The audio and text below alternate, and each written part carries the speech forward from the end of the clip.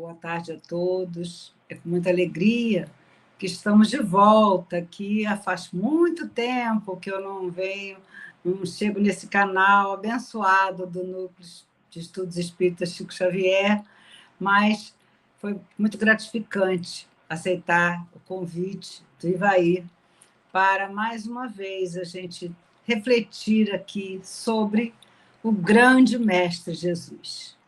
Então, meu nome é Anabela, eu faço parte do SEMA, do Centro Espírita Maria Angélica, mas o Núcleo Espírita Chico Xavier está dentro do meu coração também.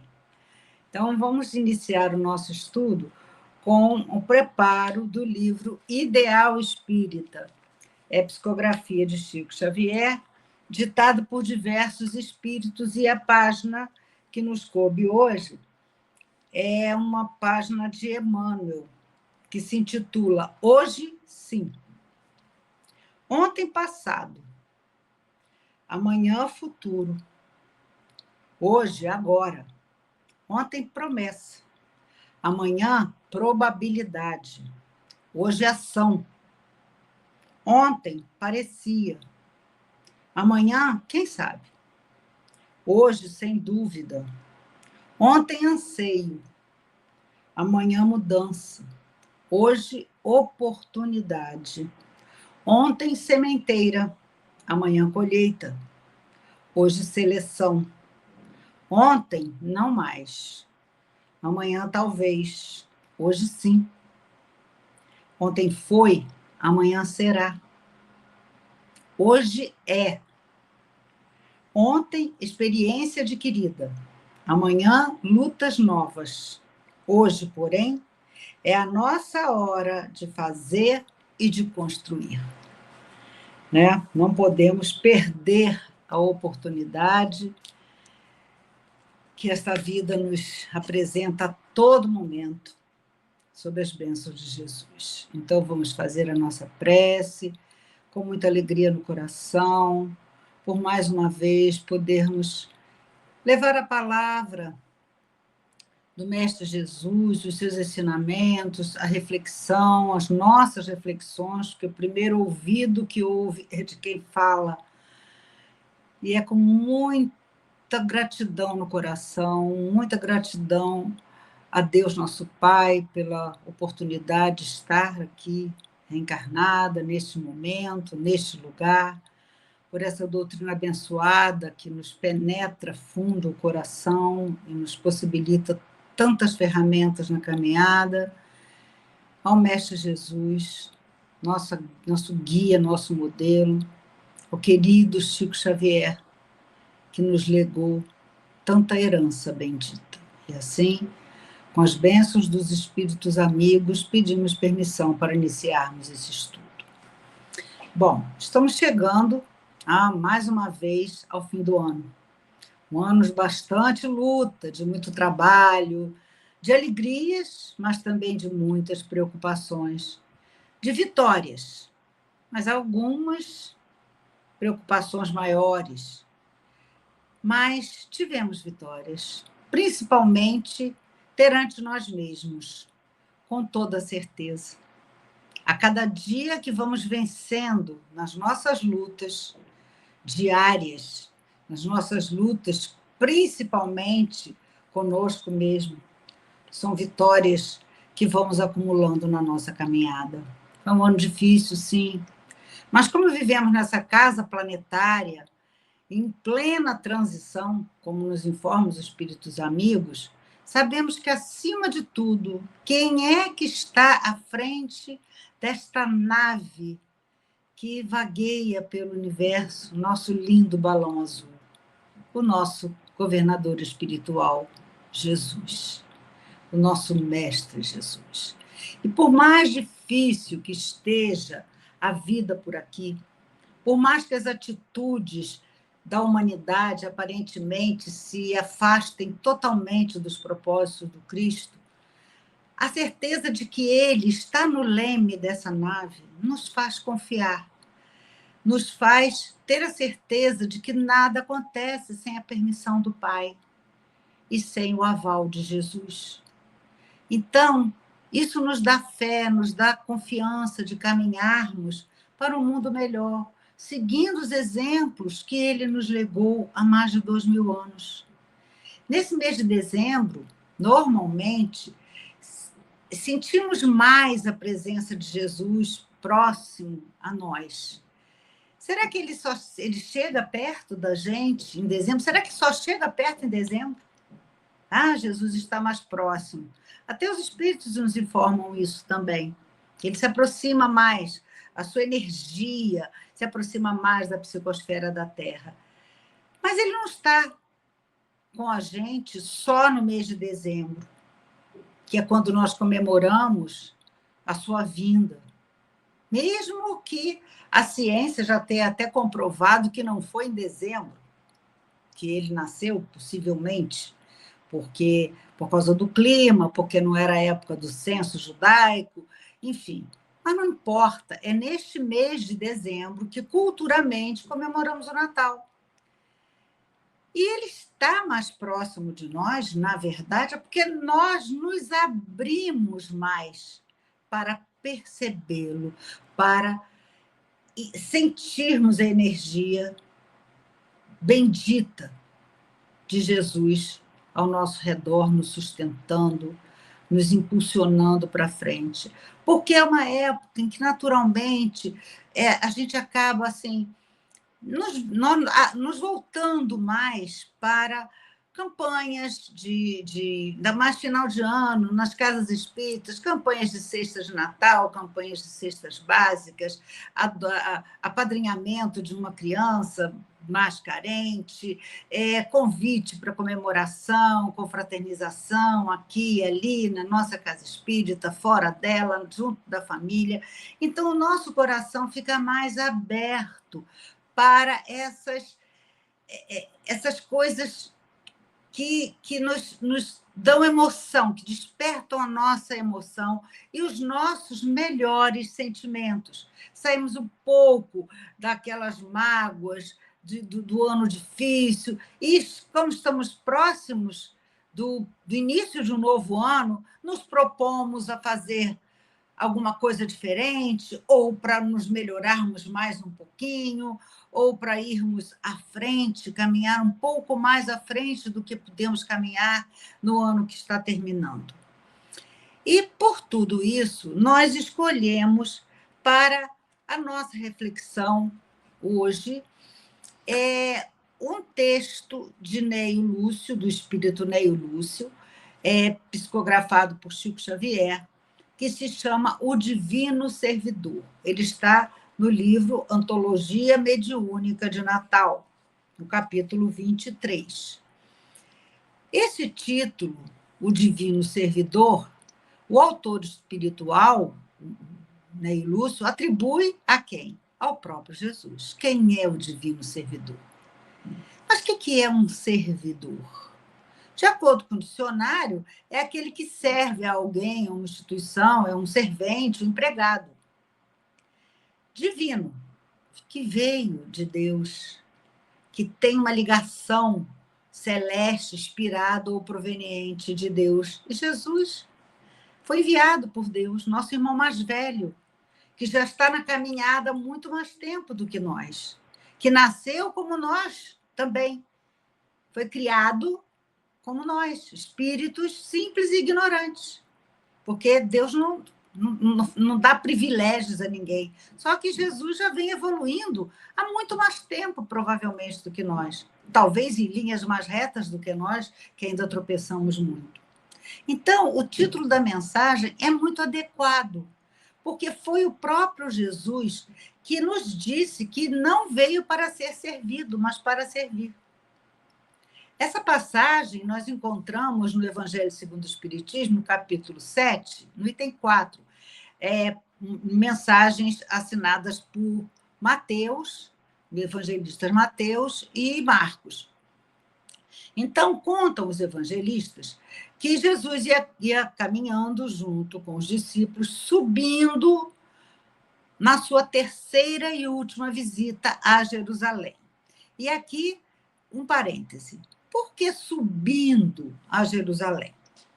Uma vez eu ouvi do Haroldo Dutra Dias, né, um grande palestrante conhecido da grande maioria de nós, que os judeus eles exigiam de todos aqueles que seguiam, né, que eram os judeus, que teriam que ir a Jerusalém pelo menos 3 vezes durante a sua vida. E a palavra era sempre subir a Jerusalém, porque eles consideravam Jerusalém o ponto mais alto do mundo pela sua importância.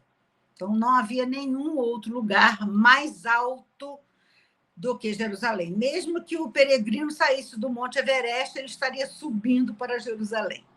Então, Jesus, com os seus discípulos, estava subindo para Jerusalém na sua terceira e última visita, onde ele encerraria o seu apostolado no plano físico na infame crucificação. E aí ele é abordado nessa caminhada por Salomé, a esposa de Zebedeu, mãe de Tiago e de João, seus 2 seguidores.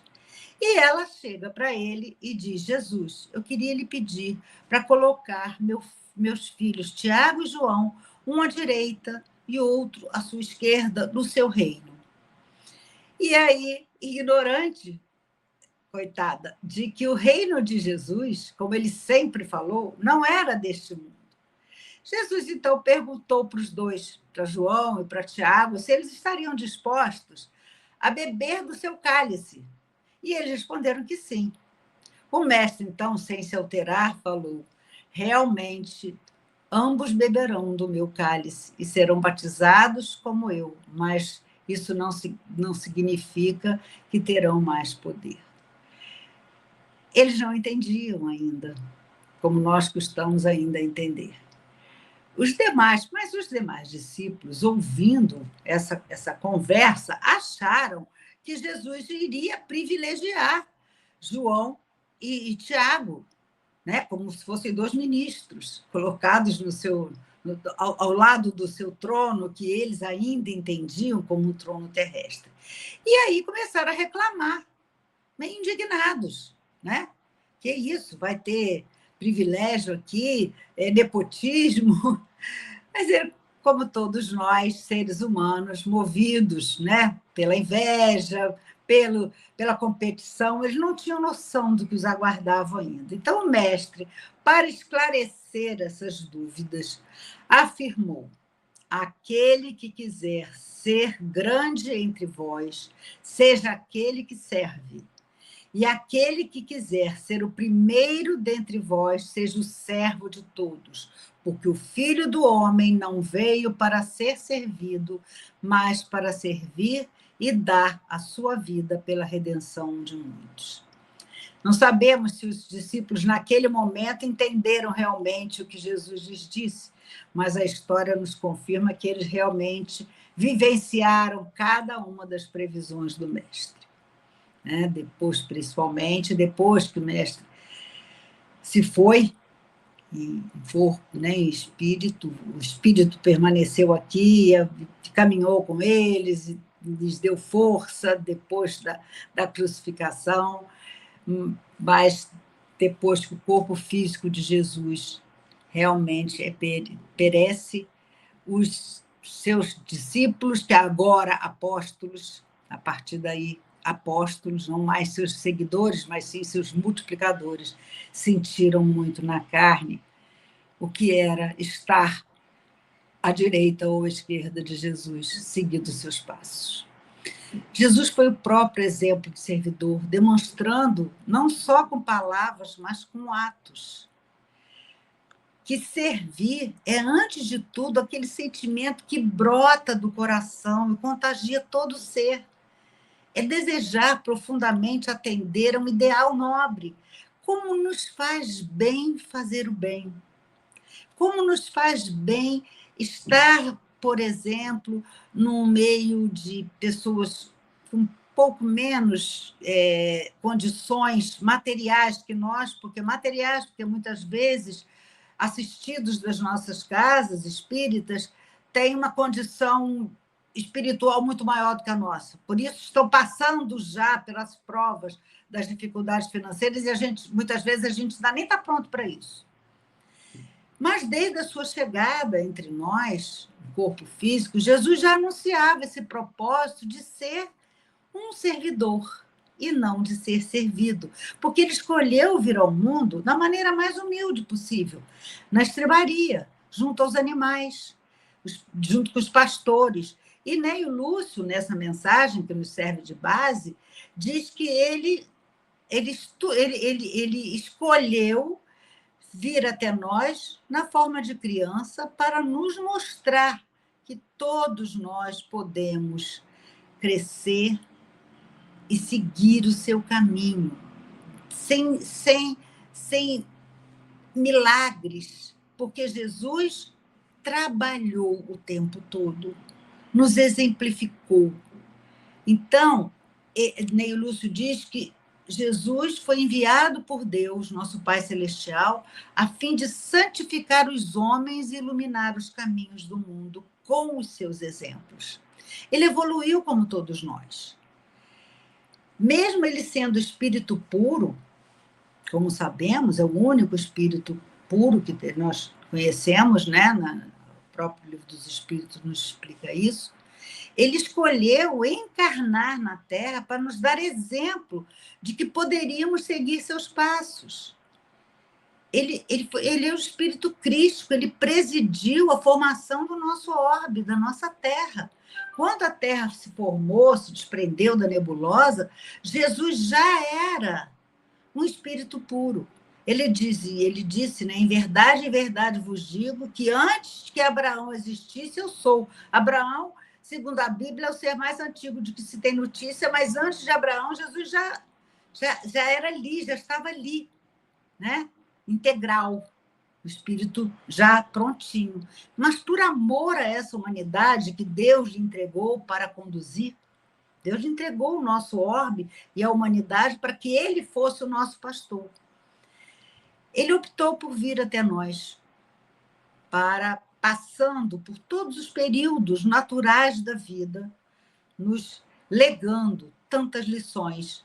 Então, ele encarnou num corpo perecível, aprendeu os primeiros passos com a sua mãe, aprendeu a falar, aprendeu a respeitar os valores morais, aprendeu com seu pai, José, os ofícios da carpintaria, aprendeu com os livros, como qualquer criança. E como qualquer criança, ele também preocupou o pai e a mãe, como nos conta Lucas, naquela conhecida passagem de Jesus aos 12 anos, que desapareceu.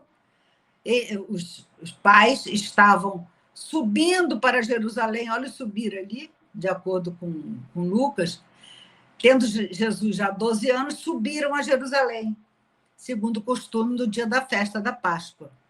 E aí, na volta, o menino Jesus desapareceu, os pais não estavam vendo, mas achando que era uma peregrinação, várias pessoas, né, iam em procissão, achando que Jesus estaria, talvez, junto com outros lá para trás, mas depois de 3 dias, eles ficaram muito preocupados, voltaram, né, nos próprios pés e encontraram Jesus lá no meio dos doutores, né, dos doutores da lei, conversando com eles de igual para igual.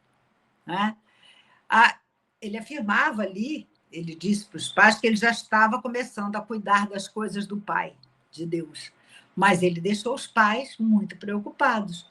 Nós não temos muitas informações da infância de Jesus, pelo menos não muitas informações confiáveis. Ele ficou junto com os essênios, ficou com isso, com aquilo, mas poucas obras nos trazem alguma coisa assim que a gente possa se basear com mais segurança. Mas no livro Boa Nova, de Humberto de Campos, Psicografia de Chico Xavier, que é um livro muito conhecido e fidedigno, no capítulo 2 há uma passagem que mostra um pouco do que foi o Jesus menino. Então, Humberto de Campos conta que logo depois dessa famosa apresentação de Jesus lá no templo, com os sacerdotes, Maria recebeu a visita da prima Isabel. Isabel era a mãe de João, o Batista, não aquele João, irmão de Tiago, que foi discípulo de Jesus.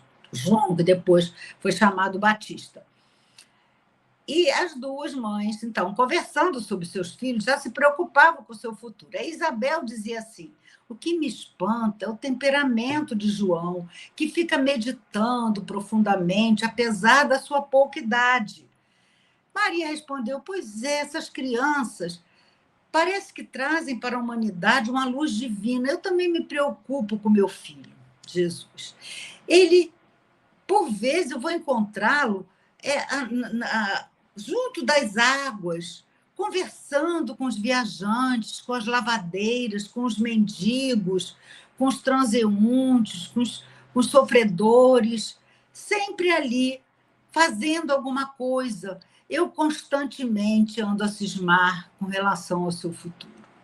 Então, Maria ali, inconscientemente, né? Mas talvez o coração de mãe já sentia a dor, já estava pressentindo tudo que seu filho passaria na sua missão de provar ao homem a possibilidade de construir o reino de paz dentro do próprio coração, como comenta Ney Lúcio.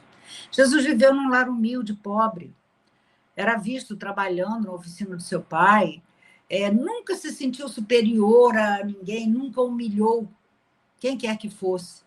E Ney Lúcio, na sua mensagem, chama a atenção para a infância e a juventude de Jesus, fazendo uma analogia entre a infância e a juventude dos dias de hoje.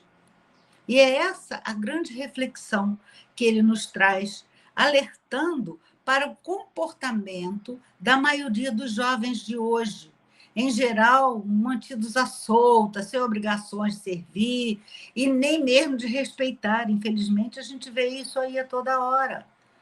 É jovem batendo em professora, respondendo, não tem a menor noção de valores. Claro que existem muitos jovens bem colocados, jovens que estão aí buscando o mercado de trabalho, que estão estudando, que estão na evangelização. Tem muito jovem ainda, graças a Deus, mas também tem muitos outros largados à própria sorte. E não importa se são ricos ou pobres, como ele diz, o próprio Ney Lúcio diz. Rico ou pobre, o jovem ocioso, ele é um candidato ao malfeitor. Então, é muito perigoso. Ney Lúcio chama a atenção para os perigos dessa vida de ociosidade, o que isso pode prejudicar. No livro E para o Resto da Vida, de Wallace Leal Rodrigues, há um conto muito interessante que se intitula Ociosidade. E o autor narra em primeira pessoa, dizendo que o fato aconteceu com ele e o irmão quando eram crianças. Então, ele diz que um dia a mãe, sábia como a maioria das mães, pediu ao irmão mais velho, ao irmão dele, que era mais velho, que fosse até a frente da casa e olhasse do outro lado da rua um terreno que estava lá abandonado, que se chamava um terreno baldio, e visse o que tem lá. Ele olhou para o irmão olhou para ele, falou, eles sabiam, porque aquilo lá, eles viviam brincando lá, só tinha porcaria naquele terreno largado, mas o irmão foi, ele era obediente, ele foi. Quando ele voltou, a mãe perguntou, e aí, meu filho, o que você observou? Ah, mamãe, ali só existe lixo, porcaria, metal enferrujado, papel velho, vidro quebrado, arame, garrafa, não tem nada que preste ali. Aí ela falou, mas não há serventia para aquelas coisas? Naquela época não havia ainda reciclagem, né, de lixo, com certeza. E ele falou, não. Aí ela virou para o mais novo, que é o narrador, e disse, meu filho, agora você vai lá na frente, no portão, e olha para o quintal dos lados da nossa casa. E depois vem me dizer o que você observou. E ele aí voltou e falou, mãe, nas duas casas aqui do lado, tem jardim, tem pomar. Aí a mãe, simulando pensar, falou, que coisa, por que será que acumularam tantas coisas inúteis no terreno baldio? E os dois, se sentindo assim, muito importantes, porque sabiam a resposta, falaram, ué, mãe, por que aquele terreno está vazio? Aí ela falou assim, pobre terreno, não sendo aproveitado para mais nada, transformou-se num depósito de lixo. Isso dá o que pensar, pois é como os dias da nossa vida. Se não soubermos aproveitá-los, vão se enchendo de coisas inúteis. Uma vida ociosa é como um terreno baldio. Recolhe tudo o que é ruim e imprestável. É por isso que na vida do homem trabalhador, que sabe encher bem os seus dias, não há lugar para os vícios, maldades e enganos de qualquer espécie. Então, o narrador confessa que a mãe nem tinha acabado de falar e ele e o irmão já se entreolhavam morrendo de vergonha, porque viviam à toa. E ele conclui que, ao longo dos anos, depois da maturidade, se tornou adulto, responsável, ele sempre que surgiu oportunidade, ele lembrava, e quando havia qualquer possibilidade de ficar ocioso, ele, não, peraí, lembrava logo daquele terreno vazio. Né? Porque o bom aproveitamento do tempo, o bom aproveitamento das nossas oportunidades, daquilo que nós temos tanta chance de aprender, principalmente dentro da doutrina espírita, só nos ajuda a crescer. O espírito Ney Lúcio, nessa mensagem, ele diz que filho de pai rico ou de pai pobre, o menino desocupado é sempre vagabundo. E o vagabundo aspira ao título de malfeitor em todas as circunstâncias. É forte isso, mas é verdadeiro. A gente está vendo aí, infelizmente. A gente vê aí nas facções criminosas como utilizam o jovem. Está ali para ele soltar uma cafifa de cor vermelha ou verde para dizer se a barra está limpa ou está suja, não lhe custa nada e ganha muito para isso.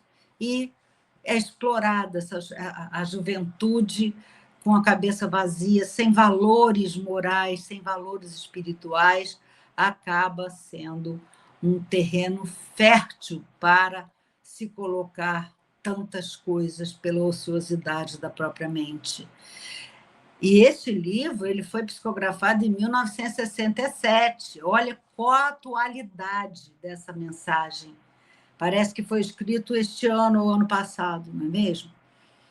E aí cabe uma reflexão. O que é que nós, espíritos espíritas, como diz o Haroldo Dutra, estamos fazendo com o terreno fértil dos nossos jovens e das nossas crianças, daqueles que estão sob os nossos cuidados, daqueles que frequentam a nossa casa espírita, daqueles que são nossos filhos, nossos netos, nossos afilhados, sobrinhos, vizinhos, aqueles a quem nós temos a oportunidade de estar juntos, de influenciar de alguma forma.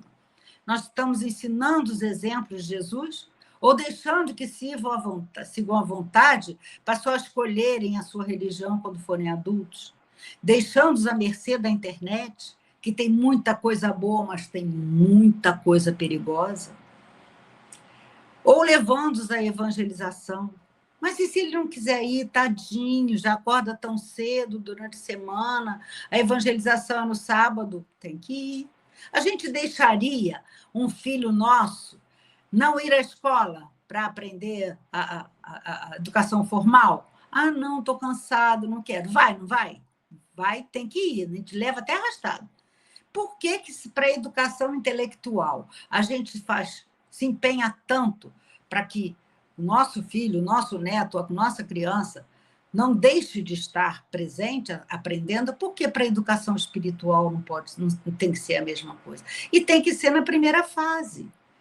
Na primeira fase, na infância, depois no início da juventude, porque depois é mais complicado. Vem o vestibular, o Enem e outras coisas, e aí começa a cursar a faculdade, já fica diferente, já outras ideias penetram na sua mente. Só que, quando conseguimos colocar a semente do bom exemplo, a semente de Jesus, lá no fundinho do seu bolso, como uma vez eu ouvi, está lá no fundo do bolso, mas na hora de escolher, ele vai saber escolher. Na hora de dizer sim ou não para o bom ou o mau caminho, ele vai resgatar essa semente. E nós também somos responsáveis por exemplificarmos. indo aos nossos cursos, que as nossas casas espíritas sempre nos oferecem, fazendo o trabalho voluntário que as nossas casas espíritas nos disponibilizam, que é uma bênção para cada um de nós. Será que nós também estamos cuidando do nosso terreno, para que ele também não fique um terreno baldio? Eu li num site de uma casa espírita, numa mensagem de despedida, assim, de boas festas, já faz algum tempo. Acho que o ano que estava se encerrando era 2018, eu achei muito interessante e anotei isso. Além da a mensagem de Feliz Ano Novo, de Feliz Natal, Feliz Ano Novo e tal, mas a instituição espírita convidava a todos os servidores a estarem, neste período de recesso, em prontidão. Eu achei tão interessante isso. O que é estar em prontidão? É estar a postos quando o serviço nos chamar. Não é? Porque eu estou de férias, não quero nem saber. Mas nós somos sempre requisitados, o tempo todo, para trabalhar na obra do Cristo. Emmanuel, no livro Segue-me, numa mensagem que ele intitula Paciência, ele diz que sempre temos convites ao trabalho abençoado, embora nem sempre a gente consiga perceber. E aí ele fala, ele dá vários exemplos. O irmão irritadiço que nos dirige determinada frase infeliz, até no trânsito mesmo, e a gente, em vez de reagir com revolta e até com xingamento, a gente vai dar a ele a tolerância, vai orar. Um pensamento, vai com Deus, meu filho. Você deve estar com mais pressa do que eu. Esse controle nosso de emitir bons pensamentos. É o amigo que muitas vezes está abatido, desesperado, esperando uma palavra tranquilizante, uma coisa à toa, às vezes é só o ouvido para ouvir. Não precisa estar dentro da casa espírita para fazer isso. É o familiar atribulado, aquele que é sempre problema e que a gente às vezes agradece. Ele não vai esse ano, não, na reunião de Natal, que bom. Mas é a oportunidade de chegar perto. E aí, como é que você está, meu irmão, meu primo, meu tio? Porque é o momento da gente se confraternizar com o próximo e aproveitar para a gente semear dentro de nós mesmos essa semente da empatia, a semente da fraternidade. É a conversação amena, que muitas vezes alguém vem nos procurar e a gente, que chato, estava com pressa, mas se a gente der um pouquinho mais, um tantinho mais, como a gente vê em algumas mensagens, quantas vezes a gente vai tirar da mente daquela pessoa ideias até terríveis que poderiam estar agasalhando. O auxílio discreto, até para carência, a carência financeira de que alguém que a gente conhece está passando. Enfim, saber servir é aprender a conviver com o próximo, mesmo ciente das suas fraquezas e das suas imperfeições, porque nós somos fracos, somos imperfeitos, temos mazelas, temos dificuldades, cometemos equívocos. E servir é estar atento às oportunidades que a vida nos oferece a cada instante, como Jesus sempre esteve. É buscar conduzir o nosso jovem, a nossa criança, pelos caminhos da oficina do amor, para que ele seja útil ao bem geral, a exemplo do próprio Jesus, que exemplificou durante todo o seu apostolado. Ele não mandou fazer, ele fez. Então, vamos pensar nesse divino servidor, nesse tempo de Natal, em que comemoramos a sua vinda, para que nós também possamos exemplificar o amor. Lembremos que a festa é dele, não é nossa, não é festa só de comilança. É muito bom a gente colocar uma mesa farta, reunir a família, orar, né? Muitas vezes a gente está sozinho. Se está sozinho, faça uma oração. Se puder estar junto com outras pessoas da família, ótimo. Mas se não pode, faça uma oração. pense em Jesus. Pense que é Ele que quer, que precisa de ganhar presente, não somos nós. E o presente que Ele quer de nós somos nós mesmos. É a nossa reforma íntima, é a nossa disposição de lutar contra as nossas más imperfeições, fazendo o possível para sermos melhores a cada dia. Vamos estar vigilantes, sem deixar que a ociosidade na mente nos impeça de perceber ocasiões inestimáveis de dirigir um sorriso sincero, um bom dia real. Às vezes é o porteiro, o servente do nosso condomínio que está varrendo. Como vai, senhor? Bom dia. Mas bom dia não é assim, bom dia. Bom dia, o senhor está bem? Há quanto tempo eu não vejo o senhor? O senhor está bem? Ah, estava de férias, estava de licença. Ai, que bom. Sua esposa, se a gente sabe alguma coisa, melhorou? É uma palavrinha à toa, para que eles não se sintam invisíveis, porque eles são servidores, são nossos servidores. Mas a gente trata como se não os visse. Né? Então, aquela boa vontade para com o próximo, o olhar compassivo, o olhar de interesse. Todos somos uns para os outros instrumentos para colocar em prática os exemplos do divino servidor. Então, para encerrar, eu gostaria de ler para vocês um poema que está logo no capítulo seguinte desse livro, Antologia Mediúnica do Natal, no capítulo 24, que se intitula Jesus, e é ditado pelo espírito Marta. Eu não sei se é a Marta da Maria, aquelas duas irmãs, não sei. É o espírito Marta. Então, diz assim: Jesus foi na Terra a mais perfeita encarnação do amor divino.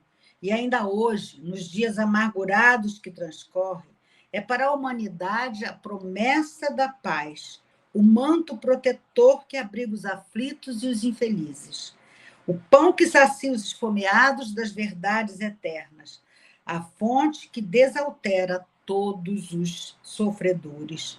Ouvi a sua voz, no silêncio da consciência que vos fala do cumprimento austero de todos os deveres cristãos. E um dia descansareis reunidos, ligados pelos liames inquebrantáveis da fraternidade além da morte, à sombra da árvore luminosa das boas ações que praticastes, longe das lágrimas do orbe obscuro, dos prantos e das provações remissuras.